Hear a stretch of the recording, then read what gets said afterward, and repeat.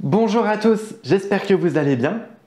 On se retrouve pour une toute nouvelle vidéo et aujourd'hui nous allons partir sur le continent asiatique pour la première fois sur ma chaîne YouTube. Aujourd'hui j'ai choisi un grand pays riche au niveau touristique. Nous allons donc parler de la Chine.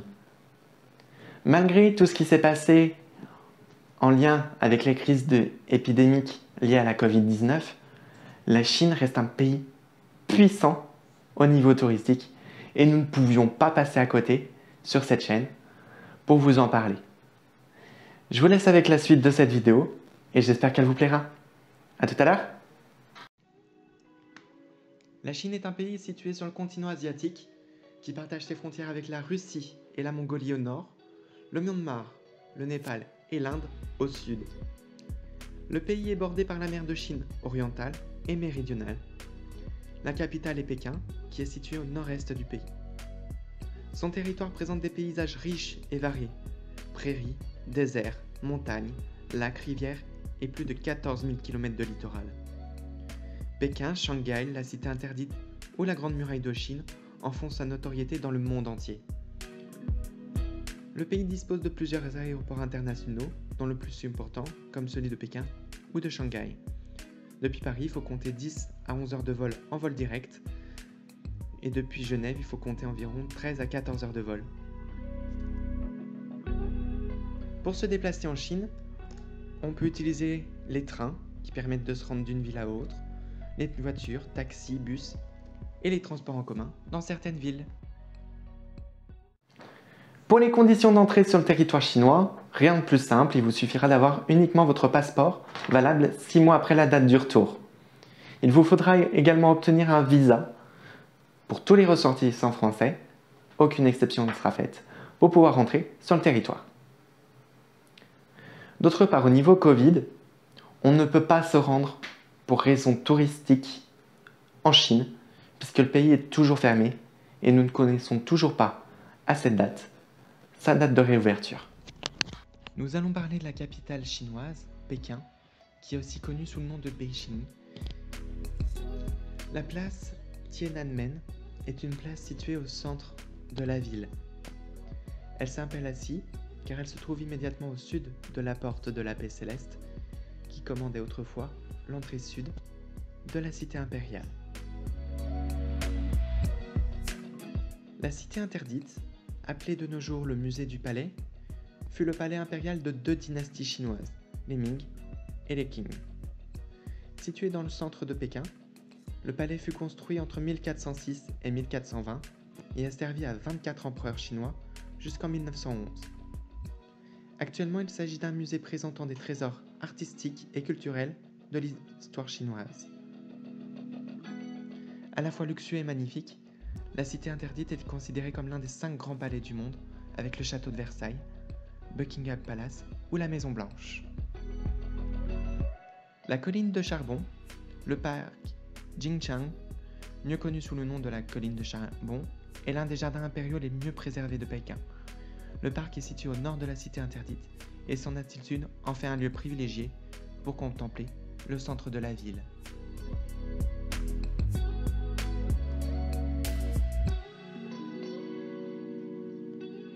La muraille de Chine, aussi appelée les Grandes Murailles, est un ensemble de fortifications militaires chinoises construites, détruites et reconstruites en plusieurs fois et à plusieurs endroits entre le 3e siècle avant Jésus-Christ et le 17e siècle de notre ère.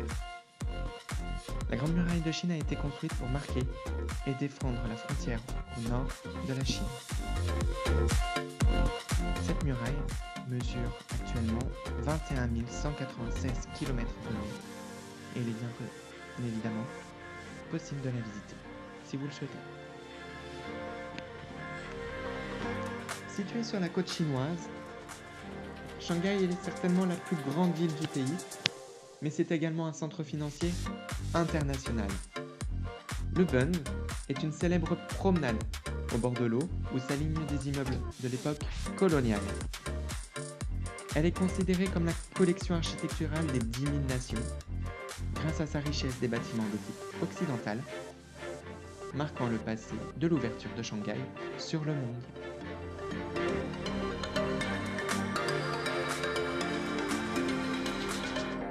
La tour Shanghai est un gratte-ciel du quartier financier de Pudong, immeuble qui s'élève à une hauteur de 632 mètres, dispose de 128 étages et développe une surface de 420 000 m². Le musée de Shanghai est un musée d'art chinois situé à Puxi sur la place du peuple dans le district de Wangpu à Shanghai. L'entrée y est gratuite et il est situé en face de la mairie de la ville. Le musée est organisé en différentes salles, répartissant sur 3 étages les collections parmi lesquelles on retrouve des sculptures, de la calligraphie ou encore de la peinture. Le musée compte environ 1 million d'objets couvrant 21 domaines différents. Les collections de bronze, de céramique, de calligraphie et de peinture sont particulièrement imposantes au sein de ce musée.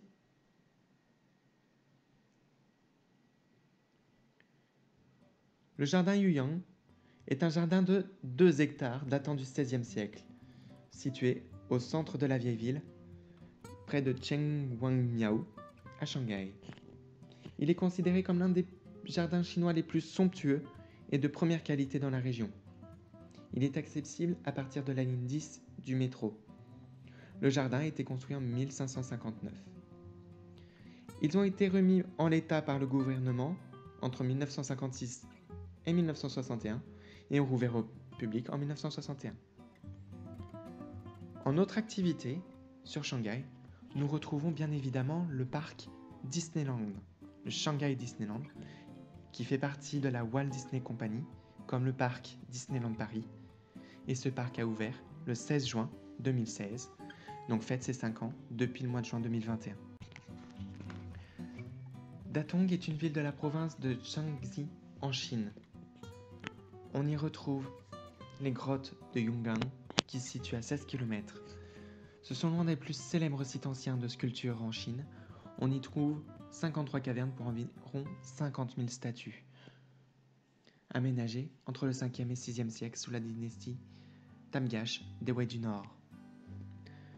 Le temple de Huaiyan, ou monastère, a été incendié et reconstruit à plusieurs reprises. La salle Mahavira et la bibliothèque des textes bouddhistes conservent toujours le style architectural des dynasties Liao et Jin. Le mont Heng est une montagne située dans le nord-est de la province qui culmine à 2016 mètres. C'est l'une des 5 montagnes sacrées en Chine, aussi connue sous le nom de montagne du Nord.